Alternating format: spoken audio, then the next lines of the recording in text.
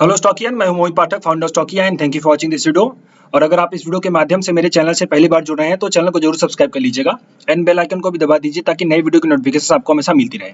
मैं आपके लिए हर वीक में वीकली एनालिसिस करता हूं जिसमें हम सब ये डिस्कस करते हैं कि पूरा वीक में मार्केट का हमारा व्यू कैसा रह सकता है, निफ्टी बैंक निफ्टी में हमें कहाँ पे ट्रेड करना चाहिए, कहाँ पे सपोर्ट रेजिस्टेंस हो सकता है। और ये सब पूरी एनालिसिस करने के लिए मैं आपके साथ प्रॉपर तरीके से ग्लोबल क्यूज यानी दुनिया भर के मार्केट्स का क्या असर होगा, दुनिया भर के इकोनॉमिक्स सेगमेंट्स का क्या असर होगा, हमारे इंडियन स्टॉक मार्केट पे हमारा डेटा क्या बोल रहा है, ग्लोबल क्यूज के साथ साथ डेटा, इन सब का मैं डिस्कस करता हूं और एक कॉन्क्रीट व्यू आपके सामने निकाल के रखता हूं। ओके, और इसी सिलसिले में हमने ये निकाल के रखा था इस वीक के लिए, यानी कि जो हमारा पिछला वीक गया है, हमारा market overall sideways to volatile रहेगा और काफी लंबे लंबे इंट्राडे में मूव्स मिलेगा। और आपको देख सकते हैं यहाँ पे बड़ी सभी कैंडल बनी है डेली बेसिस पे, आप अगर देखोगे तो एक ही खाली दोजी कैंडल है, उसमें भी मूव अच्छा खासा है। और आपको ट्रेडिंग अगर आपने किया होगा इंटरडे बेसिस पे तो आपके अच्छे थे। और मैंने मना किया था कि पोजिशनल बेसिस पे ओवरनाइट पोजिशन मत रखो, इंट्राडे बेसिस पे ट्रेड करो। तो इंट्राडे बेसिस पे आपने अगर ट्रेड किया होगा तो ज्यादा बेटर रहा होगा। व्यू हमारा जो था ओवरऑल मार्केट था, ऊपर की तरफ रेजिस्टेंस हमने नहीं देखा था, बट मार्केट में हमारा उतना स्ट्रॉन्ग बुलिशनेस नहीं था, बेरिशनेस था ही वहां पे। डेटा बोल रहा था बुलिशनेस, बट ओवरऑल जो था सेंटीमेंट वो साइडवेज था, मतलब प्राइस एक्शन बेरिश था और डेटा आपका बुलिश था। सो हमारा जो ओवरऑल व्यू निकला वो साइडवेज टू वोलेटाइल का निकला। और मार्केट भी देखिए आपका साइडवेज टू वोलेटाइल है। अगर हम देखें तो 1 2 3 4, अगर मैं वीकली कैंडल आपको दिखाना चाहूँ यहाँ पे, सो वीकली कैंडल देखिए आपका ओवरऑल नेगेटिव टेरिटरी में ओपन हुई है। ओके, सिंपली यहाँ से देखिए नेगेटिव टेरिटरी में ओपन हुई है और ये एक अच्छी खासी वीकली बेसिस पे एक बेरिश कैंडल है। अब हमें क्या करना चाहिए, हम इस पे डिस्कस करते हैं। बट उसके पहले हमने ये भी डिस्कस किया था उसी वीक में कि हमारे बाकी के मार्केट्स का क्या हो सकता है। तो बाकी के मार्केट्स में हमने डिस्कस किया था कि हमारा जो सपोर्ट होगा इसी मार्केट में वो 18,550 का होगा। वो स्ट्रॉन्ग तरीके से काम किया, रेजिस्टेंस हमारा कोई नहीं था, सपोर्ट अच्छे से काम किया है। और हमारा दूसरा प्लेइंग था गोल्ड को लेकर के। तो गोल्ड में हम बेरिश थे और आपको गोल्ड में बेरिश आई थिंक स्टार्टिंग से ही हूँ। जब मैंने अपना ये 12 से 16 जून वाला वीडियो बनाया था, उसके पहले भी मैंने यहाँ पे जब बनाया था, तो मतलब मैं स्टार्टिंग से, ये जो जून मंथ का स्टार्टिंग है वहां से ही मैं गोल्ड में बेरिश हूँ। और मैंने आपसे कहा था गोल्ड हमारा नेगेटिव होगा और ये नीचे जाएगा। इसका इशू ये है कि जो सेंट्रल बैंक्स हैं, मतलब जो हमारी यूएस की सेंट्रल बैंक है, उसने हॉकिश व्यू रखा है, मतलब इकोनॉमी को लेकर के। और जो प्रेशर है उसकी वजह से यहाँ पे आपका सेलिंग प्रेशर आ रहा है। बट अभी भी जो इकोनॉमी देखा जाए दूसरे तरीके से, तो चाइना बाई कर रहा है गोल्ड को, इंडिया भी बाई कर रहा है, तो जो बड़ी मेजर कंट्रीज हैं वो बाई कर रही हैं। बट ओवरऑल जो इसका ट्रेंड है वो नेगेटिव ही है। तो ये हमारा नेगेटिव आई थिंक लगभग 1800 पॉइंट का हमें फॉल मिला है जब से हमने शुरू किया था, वहां से प्लानिंग थी। बट मैंने मना किया था आपको ट्रेड मत करो, बिकॉज आप देखो ये सब एनालिसिस होती है आपको नॉलेज देने के लिए, ऐसा नहीं कि मैं यहाँ पे कोई टिप बांट रहा हूँ। आप अगर ट्रेड करना चाहो तो अपनी रिस्क पे ट्रेड कर सकते हो, बट आप अपनी एनालिसिस करिएगा देन उसके बाद ही ट्रेड करिए, अदरवाइज ट्रेड मत करिए। मैं अभी भी कह रहा हूँ। क्रूड ऑयल में जो हमारा व्यू था वो ये था कि क्रूड ऑयल टोटल नेगेटिव है, थोड़ा सा यहाँ से सपोर्ट लेकर के ऊपर जाएगा, देन वहां से रिजेक्शन होगा। तो देखिए वही हुआ, ऊपर जाकर के नीचे आ गया और यहाँ से अब फिर सपोर्ट ले रहा है। अभी भी इसमें डिमांड स्लो डाउन है, चाइना का प्रेशर अभी भी है, तो डिमांड कम है। और एनर्जी का भी फिर से क्राइसिस होगा, चूंकि आपका जो रसिया में इशू चल रहा है उसकी वजह से हो सकता है डिमांड बढ़ जाए। बट ओवरऑल देखेंगे इम्बैलेंस होगा, मतलब ना अच्छा होगा ना ज्यादा होगा, बुरा होगा। तो ओवरऑल इसमें कोई वो नहीं है, बट अभी भी ये नेगेटिव टेरिटरी में है। तो यहाँ से बाउंस बैक कर रहा है, अगर ऊपर निकला इसके तो बुलिश होगा, अदरवाइज हम देखेंगे क्या हो सकता है। इसके ऊपर मैं फिर से डिस्कस करूंगा, बट हमने ये प्लान किया था कि हमारा नेगेटिव रहेगा और ये नेगेटिव हुआ।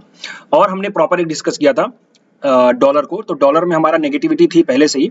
ओके, और डॉलर को अगर हम देखें यहाँ पे डॉलर इंडेक्स, तो नेगेटिविटी थी और ये नेगेटिव था भी, और यहाँ से हम यहाँ पे नेगेटिव, यहाँ पे हम बुलिश हुए थे एक बार, फिर यहाँ से नेगेटिव है। और मैं शुरू से ही डॉलर में नेगेटिव हूँ, मतलब आप अगर मेरा दिसंबर सीरीज देखेंगे तो वहीं से मैं डॉलर में नेगेटिव और अभी भी ये नेगेटिव है। तो यहाँ पे हमने बाई कर दिया था, यहाँ से सेलिंग आया, फिर यहाँ से बाइंग का, यहाँ सेलिंग आया। तो हम इसके परफेक्ट मूव को पकड़ते आ रहे हैं। आप अगर मुझे काफी दिनों से फॉलो कर रहे हो तो हर एक मूव को हमने इसके कैप्चर किया है। ये होता है वीकली एनालिसिस देखने का फायदा। आप अगर वीकली एनालिसिस देखोगे तो इसमें डॉलर्स में ट्रेड करके या फिर यूरो जो इंडियन आईएनआर होता है, यूएसडी आईएनआर, उसमें ट्रेड करके आप एक अच्छा खासा प्रॉफिट निकाल सकते हो। बट मेरा ऐसा कहना है कि आप सिर्फ और सिर्फ इसको नॉलेज के लिए यूज करो, ट्रेडिंग के लिए अगर आप यूज करो तो अपना खुद का एनालिसिस करो, देन उसके बाद ही ट्रेड करो। अब यहाँ पे थोड़ा सा एक प्राइस एक्शन बुलिशनेस का बना है।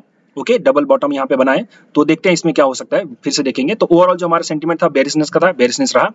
और अब यहाँ पे देखिए थोड़ा सा ये ऊपर निकल रहा है, तो इसको हम देखेंगे क्या कर सकते हैं। तो ओवरऑल जो हमारा एनालिसिस था वो परफेक्ट गया है। और अब हम देखते हैं अगले वीक में क्या होगा। तो अगले वीक के लिए मैं आपसे बताना चाहूंगा कि देखिए अगले वीक में काफी ज्यादा टर्बुलेंस है, रसिया का न्यूज निकल के आ रहा है। और अगले वीक में सभी कंट्रीज के जो इंडस्ट्रियल प्रोडक्शन है डेटा वो आएंगे, और आपके जेरोम पावेल का स्पीच भी है जो यूएस के फेड चेयरमैन है। मतलब कुल मिलाकर के पूरा आप अगर देखोगे तो काफी ज्यादा वहां पे है। और ये सब कहाँ पे पता चलेगा आपको, तो एक ट्रेडिंग इकोनॉमिक्स करके वेबसाइट है, इस पे आप जाया करो, देखा करो। और इसमें आप कंट्री कैलेंडर सेक्शन में जाओगे तो यहाँ पे आएगा, आप यहाँ पे कंट्री सिलेक्ट कर लो जो इंपॉर्टेंट कंट्रीज है, चाइना हुआ, अमेरिका हुआ, जर्मनी हुआ, यूरोप हुआ, इन सबको सिलेक्ट कर लो और इंडिया। तो इन सबको सिलेक्ट करोगे तो उनसे रिलेटेड जितनी भी न्यूज़ होगी वो आ जाएगी। जैसे कि आप यहाँ पे देखो मंडे को आपका चाइना का इंडस्ट्रियल प्रोडक्शन डेटा आएगा मंथ ऑन मंथ और ईयर भी आएगा। तो ये अगर नेगेटिव आता है तो दैट मीन्स वहाँ पे डिमांड नहीं है, वहाँ पे प्रोडक्शन कम है, तो ये एक्चुअली नेगेटिव ही इम्पैक्ट करेगा पूरे मार्केट को। ओके, और कमोडिटी मार्केट को तो ज़्यादा इम्पैक्ट करेगा। फिर इसके साथ साथ आप अगर हम देखेंगे तो आपका वेडनेसडे 28 को यहाँ पे देखिए वेडनेसडे 28 को आपका जेरोम पावल की स्पीच है, कहाँ गई फेड चेयर जेरोम पावल की स्पीच है। तो ये पूरा एक मतलब जो है ना अगला मंथ तो काफ़ी ज़्यादा मतलब अगला वीक काफ़ी उसमें ज़्यादा न्यूज़ निकल के आ रही हैं, तो आप वहाँ पे थोड़ा ध्यान दीजिएगा। मेरा ऐसा कहना है कि आप निफ्टी बैंक निफ्टी में ट्रेडिंग करना बंद कर दो, ओके, और स्टॉक्स में थोड़ा सा फोकस करो, स्टॉक्स में फोकस करो। बट अभी भी स्टॉक्स में भी इशू आ रहा है तो हम उसको भी डिस्कस करते हैं। अब ये तो हो गया हमारा भाई अगले वीक में करना क्या है, अगले वीक में न्यूज़ निकल के आ रहे हैं। तो बेसिकली मेरा ऐसा मानना है कि निफ्टी बैंक निफ्टी में ट्रेड मत करो। अगर कोई कॉन्क्रीट व्यू निकलता है, अच्छा खासा प्राइस एक्शन आपको दिख रहा है तभी ट्रेड करिए, अदरवाइज ट्रेड मत करिए। रही बात इंडेक्स में ट्रेडिंग करने की, तो ये आप मैंने बता दिया। और आगे स्टॉक्स में कैसे करोगे, तो स्टॉक्स में आप एक काम कर सकते हो, अभी थोड़ा ट्रेड बंद कर दो बिकॉज डेटा अभी थोड़ा सा नेगेटिव हो रखा है। ओके, तो मैं उसको बताता हूँ। अब डेटा के साथ साथ हम डिस्कस करते हैं पूरे कंट्री के। तो अगर हम डाउ जोन्स को देखें तो डाउ जोन्स ऊपर से नीचे आ गया यहाँ पे।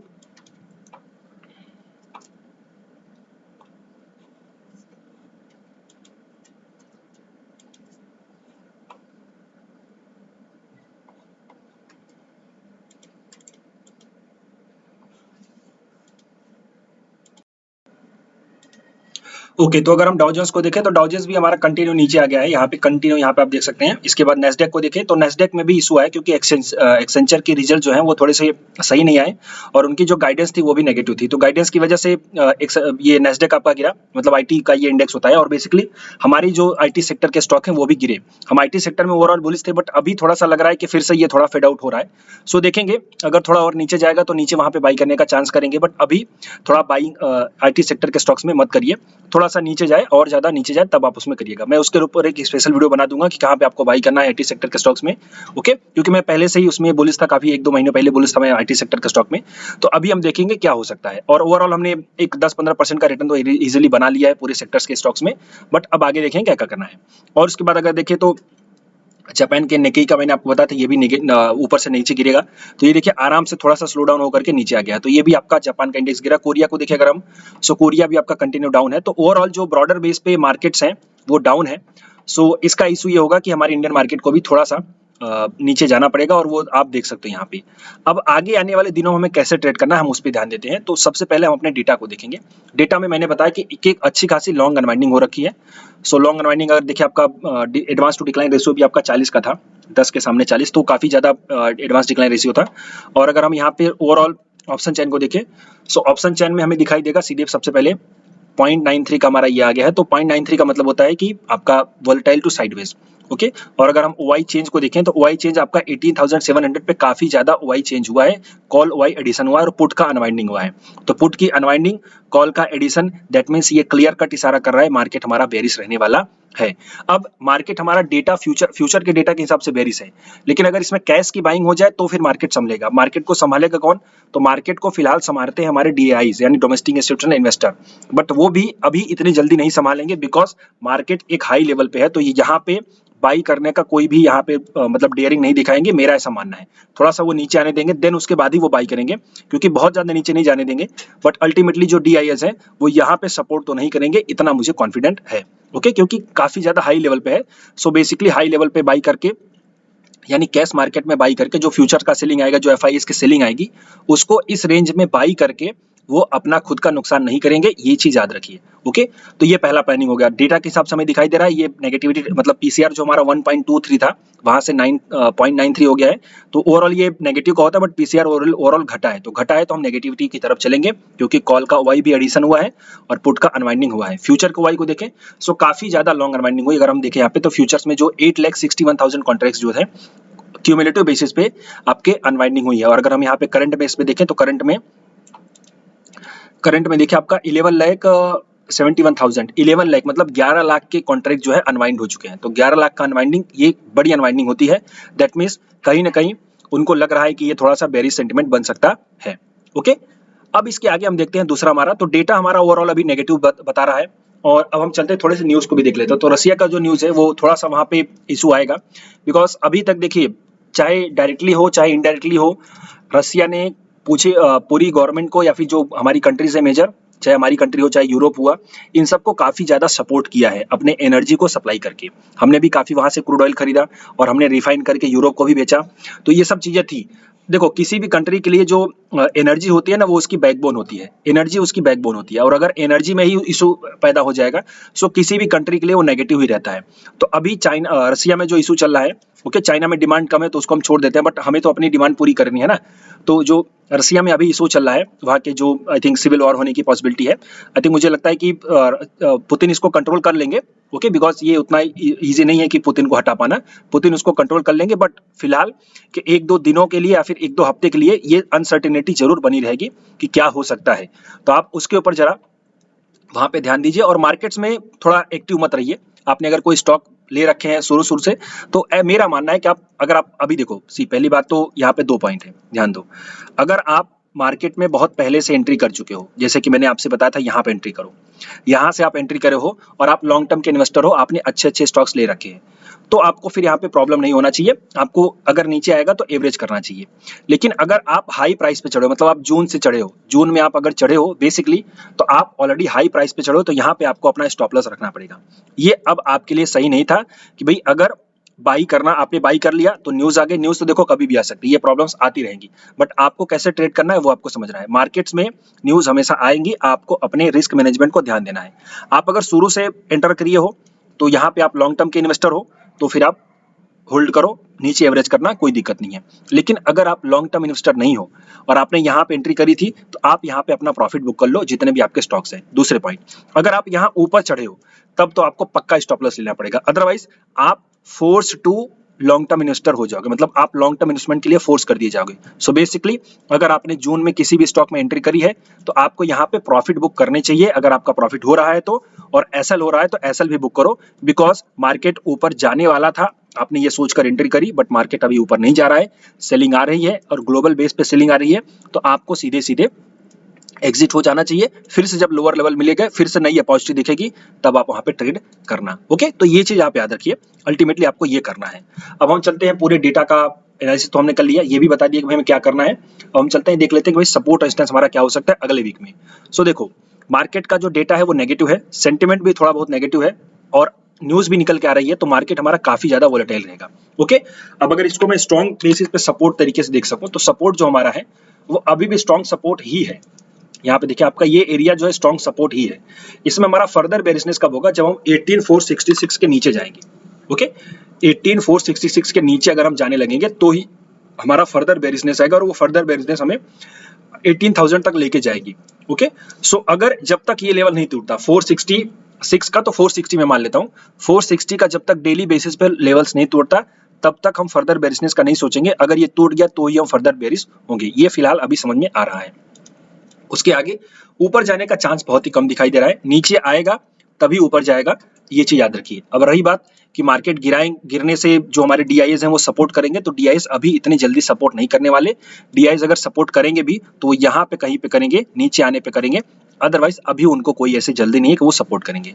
ओके, तो मार्केट में मेरा ऐसा मानना है कि आप अभी थोड़े, जो आपने अगर अर्ली एंट्री करी है तो प्रॉफिट्स बुक करिए, और आपने शॉर्ट टर्म ट्रेडर हो तो आप प्रॉफिट्स बुक करो, लॉन्ग टर्म इन्वेस्टर हो तो कोई बात नहीं, बट फिर भी आप अगर चाहो तो उसमें थोड़ा बहुत अच्छे स्टॉक्स हैं, तभी बुरे स्टॉक्स आप ले गए हो सिर्फ प्राइस को देख करके, आप अगर चढ़ बैठे हो तो वहां पे एग्जिट हो जाओ। अच्छे स्टॉक्स हैं तो उसको होल्ड करो, कोई दिक्कत नहीं है। और दूसरा सेंटिमेंट कि आप जब तक ये 466 नहीं टूटेगा तब तक नीचे नहीं जाएगा हमारा मार्केट, तो ये हमारा बन गया है। अब और सपोर्ट रेजिस्टेंस को देख लेते हैं, कहाँ पे पॉसिबिलिटी बन रही है, बट न्यूज है तो कुछ भी हो सकता है, ये चीज याद रखिए।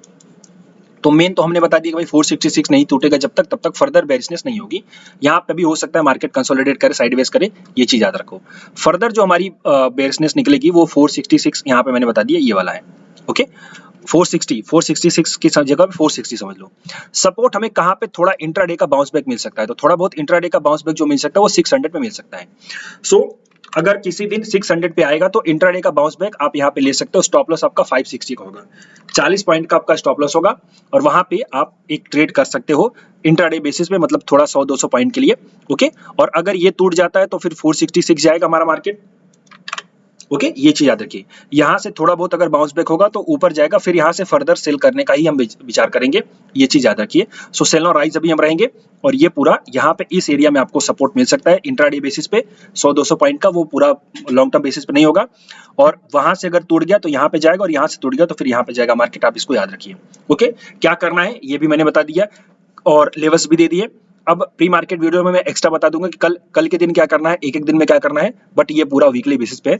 तो वीकली बेसिस पे फाइनल कंक्लूजन है कि अभी हमारा मार्केट जो है वो वोलेटाइल टू साइडवेज रहेगा, और जो व्यू बन रहा है वो बेयरिशनेस का बन रहा है, बिकॉज डेटा और जो ग्लोबल क्यूज है और प्राइस सेक्शन है वो नेगेटिव है। तो हम प्राइस सेक्शन, डेटा और ग्लोबल क्यूज के साथ जाएंगे, और अगर इसमें कोई चेंज होगा तो वो मैं अपडेट करूंगा फर्दर, बट अभी के लिए इतना ही। और मैं रिक्वेस्ट करूंगा, अगर आप मेरे टेलीग्राम चैनल को नहीं ज्वाइन किए हो तो टेलीग्राम चैनल को जरूर ज्वाइन करें। इसकी लिंक इसी वीडियो के कमेंट बॉक्स में है। यहाँ पे मैं काफी अपडेट्स देता रहता हूँ, लाइव मार्केट में अपडेट्स देता रहता हूँ, जिसका आपको बेनिफिट मिलता है। और मेरे ट्विटर आईडी को भी जरूर फॉलो करें, इसमें मैं देखिए काफी ज्यादा अपडेट्स देता रहता हूँ। बहुत ही अच्छा मैंने एफएमसीजी का एक ETF आपको दिया था। ETF बहुत ही अच्छा स्टॉक, मतलब एक सेगमेंट होता है, आप अगर उसमें ट्रेड करना चाहो सेफ्टी बेसिस पे, और ETF के ऊपर मैंने एक स्पेशल 2 वीडियो बना रखे हैं, तो आप अगर उस पर जाओगे देखोगे तो आपको पता चलेगा। और कहाँ पे भी कहीं पे भी जहाँ पे अच्छी इन्फॉर्मेशन या फिर न्यूज या फिर कोई अगर मुझे दिखाई देता है कोई अपॉर्चुनिटी, तो मैं वो आपके साथ शेयर करता रहता हूँ। तो आप जरूर इसको फॉलो करें। इसके लिंक इसी वीडियो के कमेंट बॉक्स में है, डिस्क्रिप्शन बॉक्स में है।